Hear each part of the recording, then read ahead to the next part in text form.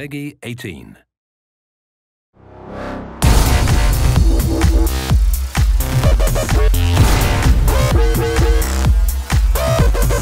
Hello, we are here today to talk about the European Regionals and the Call of Duty World Championship. Okay, let's talk about the UK team. So the first qualifier, the teams that qualified was TCM, Millennium, Epsilon and Infused. The two big teams for me are Epsilon and TCM. I mean, these guys have competed at the highest level for such a long time now. In all Call of Duty tournaments, we kind of see these two duking it out over first and second place.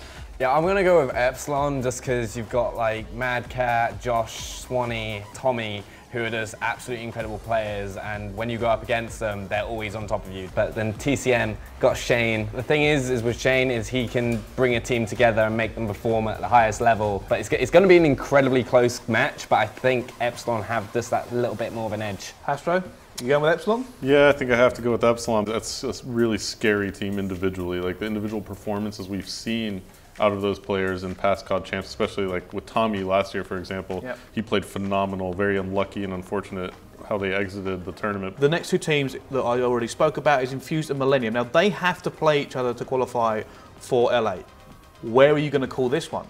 This one definitely could go either way though. It's all going to come down to the day. Millennium going up against maybe a team with a little bit less experience and veterancy. Do you think that's going to hurt them? I mean, when it comes to things like this, experience certainly works in your favour. These guys, as you say, have been around for a long time. They know how to adapt to different play styles, whereas arguably the newcomers, if you like, are going to struggle going up against such a well-polished team. So certainly experience will work in the favour, but newcomers do bring that element of surprise. Millennium won't have been able to practice against these guys as much as they will have against other teams, and that can certainly be a decisive factor in who will win. Okay, second qualifier. We had Aware, we had Intensity, Ambition and Barrage.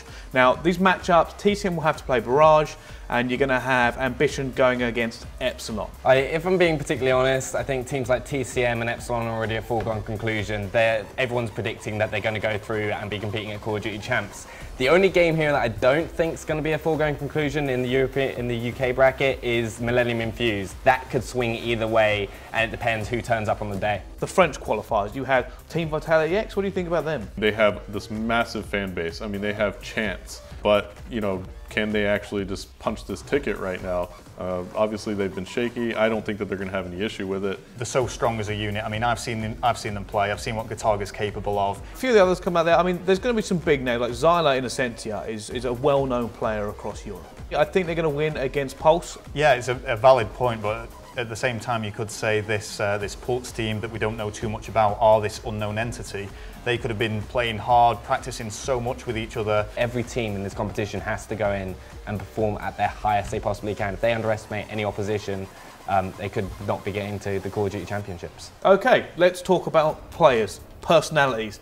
Who are the big names we are looking for? Benny, who's your eye on? I'm going to keep an eye on Swanee because I've always kind of like admired his kind of play style and stuff like that holding AR role, and I think he's just going to be one of those performers. See what he's learned and taken from the US with playing with Optic Nation and how he brings it into the Epsilon team and how he helps the Epsilon to progress through the qualifiers. Hastro, who have you got your eye on? I'm going to say Tommy, because I felt like he had an amazingly strong performance last year at the championships and just throughout all the Call of Duty Ghosts season. I felt like Tommy was playing exceptionally well, and I'd actually like to see how he performs here in Advanced Warfare in another World Championship. Rel, who's your favourite? Well, for me, this might be a bit of a surprise, but I'm actually going to say Melon from Team Infused. Now, this guy doesn't really get the credit he deserves. He's not really had the opportunity to compete at such a high level due to age restrictions, but now he is of age to compete at such events as this.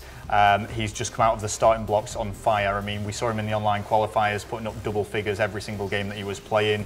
He just seems unstoppable. Anything can happen at this tournament. You know, obviously we can talk about experience of the players and their skill level and all these things, but ultimately it's about, you know, showing up as a team. Thanks guys for joining me here and giving your predictions and opinions on the players and teams for the Call of Duty European Championship. Let's hope we prove right.